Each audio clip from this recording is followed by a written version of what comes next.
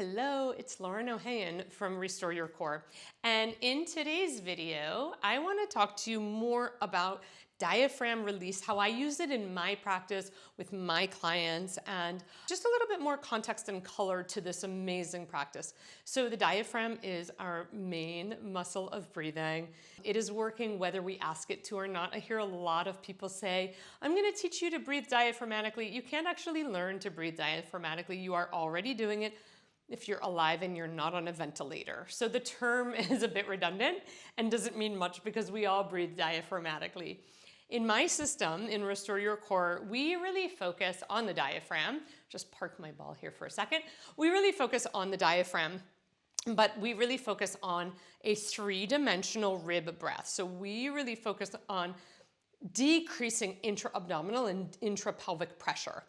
People who come to me who have prolapse and hypertonic pelvic floor and a lot of low back pain and diastasis recti, all sorts of pelvic floor and low back core issues, there's a lot of pressure that's going downward in their pelvic floor and core. And so we're really looking to optimize the core and pelvic floor function. And that means we're looking to balance out the pressures and not have too much pressure. So this big belly breathing pattern that's taught in a lot of movement contexts, this kind of breathing into your belly does put a lot of pressure on your pelvic floor and core. And in Restore Your Core, we're really learning to breathe three-dimensionally into the ribs. The ribs is actually where your diaphragm lives. Fun fact, your heart sits on your diaphragm and gets this amazing massage every time you take a rib breath. So when you take a belly breath, you don't get a lot of that movement. This little video here is not teaching you how to breathe 3D, but a lot of your clients are going to be tight and stuck in their diaphragm. And so I really love to offer, I love for my clients to do this self-assessment and then to do the release. So the self-assessment is kind of easy. I actually have people lie on the floor or sit in a chair, and it's the same for both. You want to locate the ridge of your rib cage and you want to see if you can slide your fingers right under.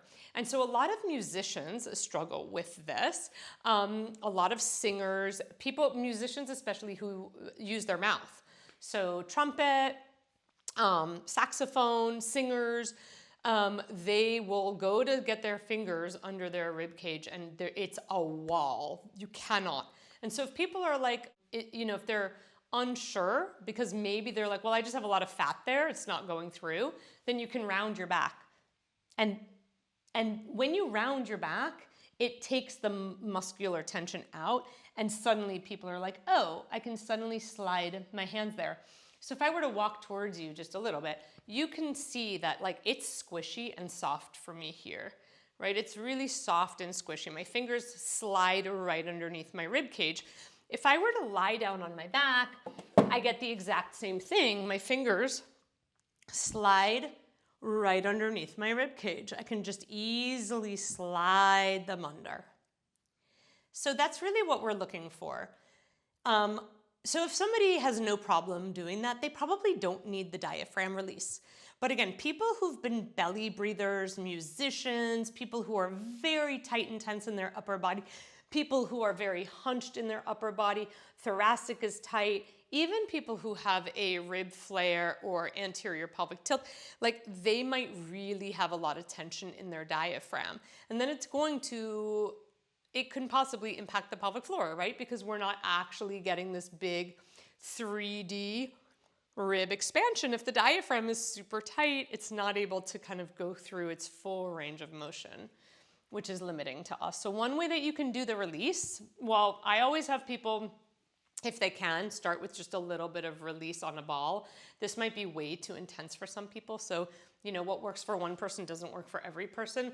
The idea of the ball is not to break anything or feel intense. You shouldn't be jumping off it for dear life. It shouldn't feel awful.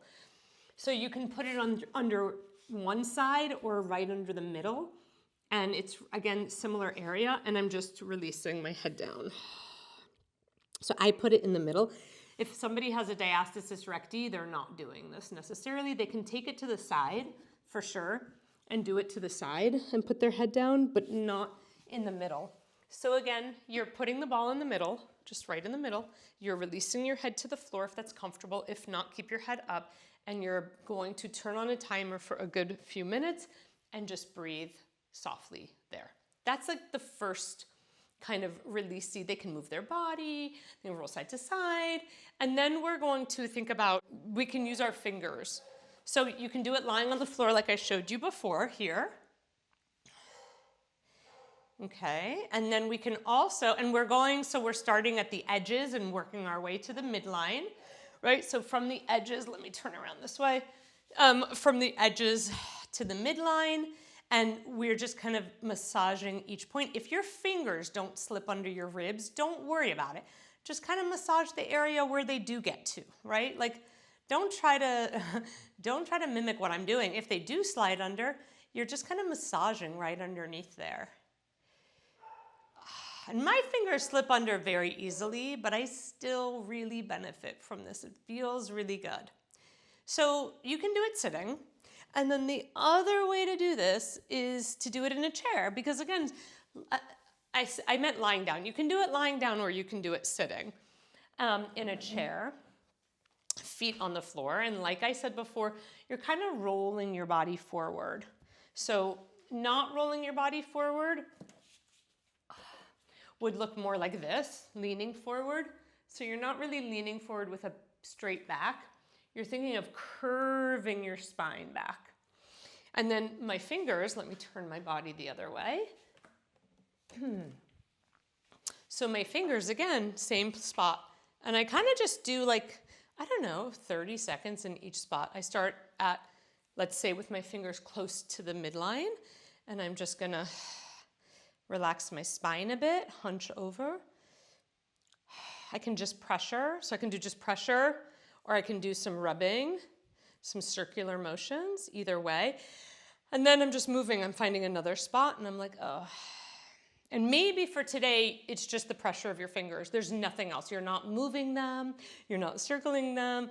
Again, this can be very intense for people. It can make them feel nauseous. It can make them feel dizzy. It can bring up grief. The psoas is right, like the psoas and the core wall work very closely together with the diaphragm. So some people, again, the nausea, the fight or flight coming up, the intense feelings, like just a lot can arise. So hold space for that. So after you do a release, it's really nice to then just rest. And I find it incredibly supportive to just rest with your legs up on the chair. And again, the reason why we're doing this, it's very useful for people with core and pelvic floor because a lot of them have an overpressurized system and we want to get them breathing into their ribs again. We want to get their rib cage moving three-dimensionally. We want to get that motion back in their torso because this is like a very important component to the pressure system. And so we're having them breathe 3D, lying on their back or sitting in a chair, but first we want to help them release the tension in their diaphragm. So I hope this has been helpful to you and that you've learned something different or new today.